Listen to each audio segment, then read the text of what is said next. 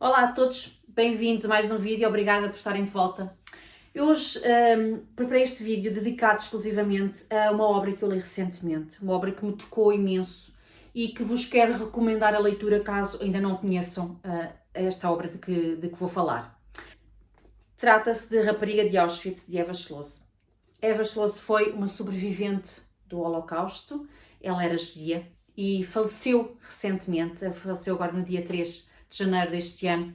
Daí eu ter decidido, de entre algumas obras que eu tenho sobre o Holocausto para ler, ter decidido por esta obra. Eu li esta obra no âmbito do projeto Hall 81 da Dora Santos Marques, porque fez agora em janeiro 81 anos desde a libertação do campo de concentração de Auschwitz-Birkenau, não é? Da libertação dos presos, dos judeus que estavam presos. Eu não tinha expectativas por ir além, sabia que era um livro de memórias, mas tocou-me tanto. Nós temos aqui uma obra dividida em vários capítulos que relatam vários momentos da vida desta mulher e da sua família, desde antes de serem capturados, todo o processo, os países por onde passaram escondidos, quando da invasão da Alemanha, quando a Alemanha se anexou à Áustria. Eva Schloss era austríaca, ela vivia em Viena, vivia uma vida pacata, uma vida normal, com o pai, a mãe e o irmão. Mas, sobretudo quando da anexação da Áustria à Alemanha, começaram os problemas, começou a discriminação, os judeus começaram a perder muitos dos seus direitos e gradualmente foi até bastante rápido, começaram a ser perseguidos e Eva e a sua família tiveram necessidade de fugir de Viena para se irem esconder. Eles passaram pela Holanda, estiveram em Amsterdão e depois as coisas não eram muito fáceis, não é? Porque era preciso vistos para permanecerem em vários países. Então acabaram por ir para a Bélgica. Na Bélgica as coisas também não correram nada bem, porque nem sempre as pessoas estavam dispostas a realmente ajudar os judeus. Às vezes fingiam que queriam ajudar, mas o intuito acabava por ser a exploração financeira, por exemplo, a família de Eva Schloss acabou por passar por isso, ou então eram pessoas que fingiam querer ajudar, mas na realidade só queriam era mesmo denunciar, porque eram as pessoas que ajudavam os nazis. Então nesta obra nós temos esse relato, temos o relato da vida do que era esta jovem rapariga, com uma vida normal, com o irmão que ela gostava bastante, o irmão uns aninhos mais velho, com os pais, com os avós, dos quais ela guardou sempre muito boas memórias, como era a vida na escola e depois como foi aquele período, aqueles anos todos passaram escondidos nos vários países e o que é que aconteceu em cada um deles. E as dificuldades em conseguirem vistos para fugirem para um país que não estivesse em guerra, que não estivesse a ser ocupado pelos nazis. Nós temos também aqui um capítulo dedicado exclusivamente a Anne Frank. Elas foram amigas, elas tinham mais ou menos a mesma idade e chegaram a ser vizinhas quando a família de Eva morou na Holanda. E ela fala-nos um pouquinho de como é que era a Anne Frank, e elas tinham personalidades muito distintas. E eu acredito que o capítulo dedicado a Anne Frank está aqui, não só porque Anne Frank é aquele grande nome, tem aquela grande simbologia no que toca a assuntos do Holocausto, não é? Como toda a gente sabe, toda a gente conhece o Diário de Anne Frank, mas também porque Eva Schloss é muitas vezes referida como sendo irmã ou, sobretudo, meia-irmã de Anne Frank. Algo com que eu não concordo particularmente, porque, enfim, já lá vamos. Bom, a certa altura, bem, há aqui muitos relatos. O que eu gostei bastante nesta obra eu acho que, tanto para quem não tem grande informação, não tem grande conhecimento, como foram os anos 30 e 40 na Europa, com a ocupação nazi, com a perseguição aos judeus, os campos de concentração, quem não tem grande conhecimento disso, mas também quem já leu bastante sobre o assunto, eu acho que qualquer pessoa consegue tirar grande proveito da leitura desta obra, porque temos aqui vários capítulos organizados de forma cronológica que nos relata o contexto histórico e a vida da Eva Schloss de uma forma muito simples. Nós conseguimos perceber em que contexto é que estas coisas aconteceram, mesmo que não tenhamos o conhecimento prévio. Acho que está tudo muito simples, não tem grandes detalhes, mas tem o que é fundamental. Então, nós a certa altura temos aqui relatos das ameaças porque eles passavam de serem capturados a qualquer momento. Por exemplo, vos ler só assim um certezinho, do capítulo 8, que se chama Ocupação. Durante a noite de 10 de maio de 1940, os aviões alemães sobrevoaram a Holanda, como de costume. Mas alguns no Mar do Norte descreveram um círculo e voltaram. Acordámos do nosso sono com o barulho de aviões a voar em baixo e de tiros. Quando o papi ligou a rádio e ouviu as notícias, 4.000 paraquedistas das tropas alemãs já estavam a aterrar em bases aéreas alemãs em Valkenburg, Ockenburg e Ypenburg. Mais tarde, outros milhares pousaram num assalto ainda mais tremendo noutras cidades holandesas, incluindo Roterdão, enquanto a 4ª Divisão Alemã de Tanques liderava um ataque por terra na fronteira do Sul.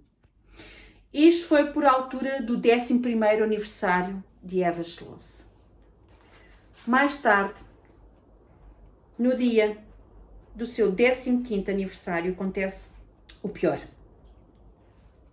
Capítulo 10. Traição.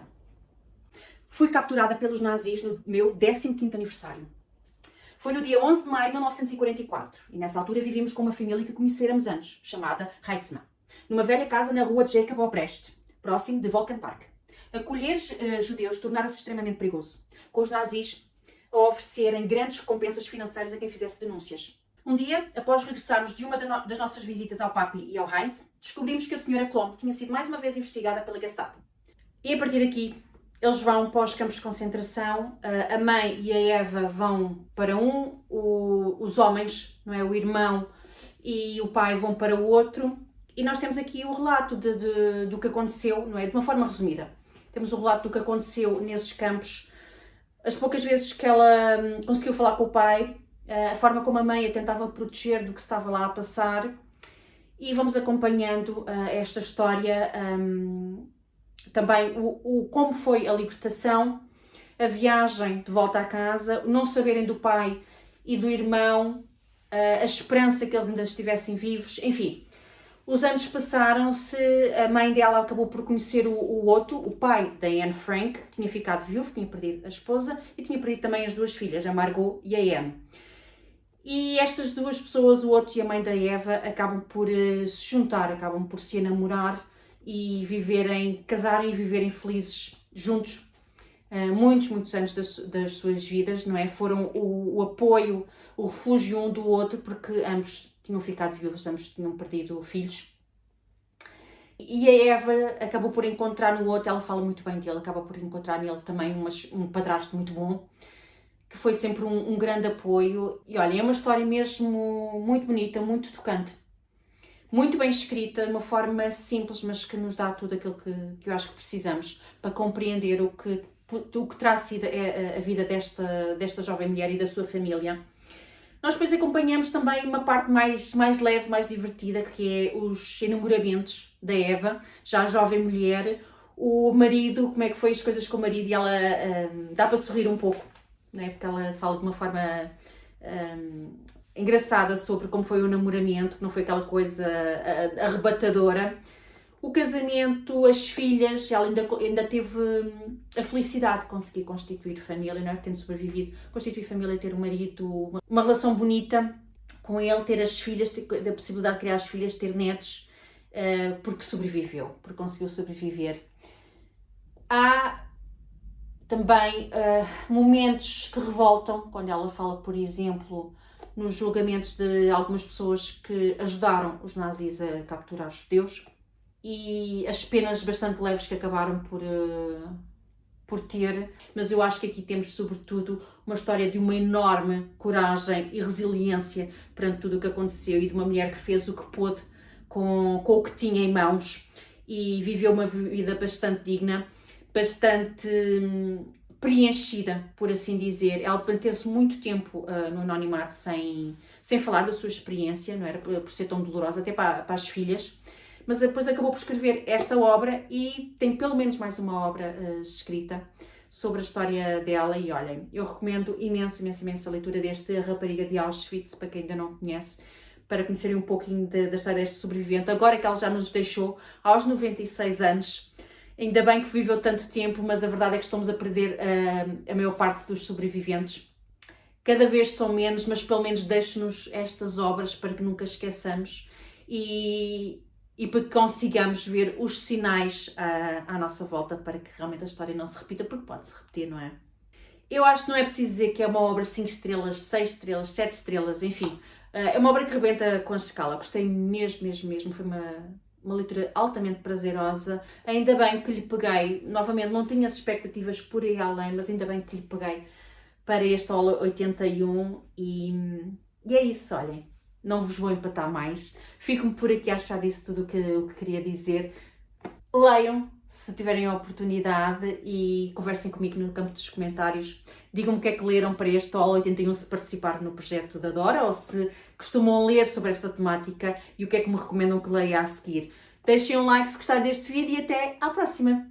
Beijinhos, até ao próximo vídeo. Fiquem bem, boas leituras.